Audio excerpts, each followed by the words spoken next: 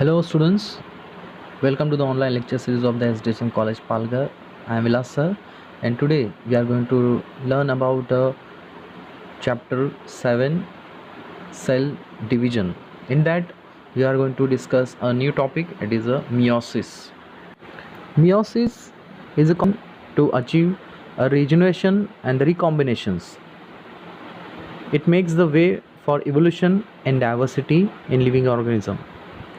Meiosis is usually associated with the formation of a spore, generally in plants and fungi, and gametes in animals. It occurs only in special diploid cell. The term meiosis was coined by the J.B. Farmer in 1905, and generally it takes place only in reproductive cell during the formation of the gametes. So by this, the cell division, the number of the chromosome is reduced into half, hence it is also known as the reductional division. Meiosis is a process in which the chromosome duplicates once but cell divides twice. It results in the formation of a 4 haploid cell. The meiotic division involves 2 successive divisions, meiosis 1 or a reduction division and meiosis 2 a equational division, both of which have a karyokinesis and cytokinesis phases. Karyokinesis includes 4 phases like mitosis. Meiosis occurs in 2 phases. First, meiotic division or the heterotypic division, it is a meiosis 1, and the second meiotic division or the homotypic division, it is a meiosis 2. In first meiotic division or heterotypic division, it is a meiosis 1. It is the first meiotic division. During this, the diploid cell is divided into 2 haploid cells. The chromosome number is reduced to half of a total number in a daughter cell. Hence, this division is also called as heterotypic division. It further consists of different phases like prophase 1, metaphase 1, anaphase 1, telophase 1 and cytokinesis. Let's see prophase 1. It is the most complicated and the longest phase in a meiotic division. It is further distinguished into 5 stages: liptotin, zygotine, pakaitin, diplotin and dikinesis. In liptotin or liptonema, during this phase the chromatin network condenses and revolves into long and thin thread-like chromosomes. Each chromosome consists of 2 chromatid but appears as a single thread. Second, in zygotine or zygonema, it is a phase in which homologous chromosome begins to pair lengthwise. The morphologically and structurally similar chromosome, one parental and the other maternal, present in the diploid cell are called homologous chromosomes or simply homologous. Such a pairing of a chromosome is called synapsis. The pair at this stage are called bivalent. Next is pakaitin or paikinema. During this phase, condensation of a chromosome progresses and they become short and thick. Each of these chromatids or homologous chromosomes show the 2 chromatids, so that the bivalent now appear to be composed of 4 chromatids now. It is known as tetrad. The twisted of homologs become a compact, result in the breakage and rejoining of chromatids. So during this phase, crossing over or the exchange of genetic material between the non-sister chromatids of a homologous chromosome takes place. Crossing over is the most significant event. It results genetic recombination of parental characters that leads to the variation in the living beings. The point where the crossing over takes place, it called as chiasmata. Next is diplotin. The homologous now short repelling each other and begins to separate. However, at the point where the crossing over happens, it remains the attached and the chiasmata can be seen. The nucleolus or the nuclear membrane start disappearing at this stage. And last is dikinesis. In this phase, chromosome continues to condense and shorten. The separation of a homologous proceeds and the chiasmata gets shifted to the end of the chromatids. In this process, it is known as the terminalization. The nucleolus and the nuclear membrane is completely disappear and kinetics spindle become apparent. Let's see metaphase 1.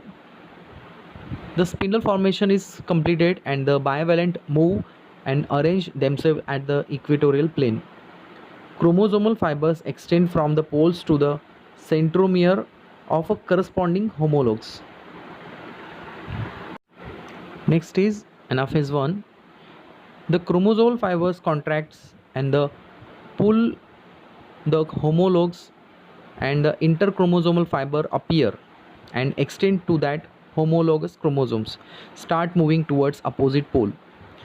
The centromere do not divide. During this stage, homologous chromosomes which are still attached to the chiasmata is finally separated, and this called as a disjunction. Each chromosome is with two chromatids and one centromere. At the end of the anaphase, half the number of the chromosome gather at respective poles. Let's see telophase 1. The chromosome uncoil to form chromatin and the spindle fiber disappear. The nuclear membrane and the nucleolus reappear, forming two daughter nuclei. Next is cytokinesis 1. After telophase 1, it is often followed by the division of a cytoplasm. The plasma membrane constricts in the middle in the animal cell, while cell plate is formed in a plant cell to form a daughter cells. Each daughter cell, it is with the single nucleus, consists of single set of chromosome. It is a haploid in number. Next is second meiotic division or homotypic division. It is a meiosis 2. It is a very short resting period between the meiosis 1 and meiosis 2. It is called as a interkinesis. It may or may not be present, but the meiosis 2, it also offers two substages, karyokinesis and cytokinesis. The karyokinesis involves prophase 2, metaphase 2, anaphase 2 and telophase 2.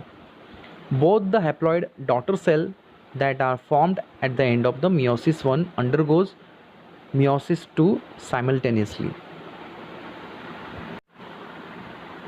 Let's see prophase 2.